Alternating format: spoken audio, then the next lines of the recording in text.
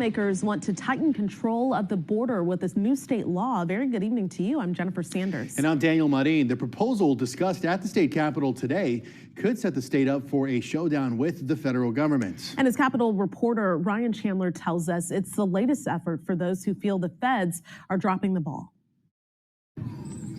We've never seen the border in the shape that it's in. The urgency is clear. Well, there's no greater threat to the country than what we're facing today with the cartels. But the responsibility is contentious. The Texas Senate on Thursday considering a bill to take border enforcement into state hands by creating a new state-level offense for illegal crossings. The authority has been manipulated by the federal government, forcing Texas to try and come up with solutions. Texas sheriffs say both federal and local law enforcement benefit from state cooperation. So we rely on the state resources as well as the Border Patrol resources because there's time that they're first responders before we can get there and vice versa. The southern border is the federal government's purview, but some lawmakers here argue it's now their problem. That's why they filed a series of bills to test the limits of state power and perhaps invite a federal challenge.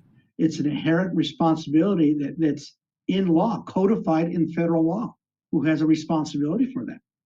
And so I just don't see how the state will be able to overcome that. At least not under current law. And that just might be the point.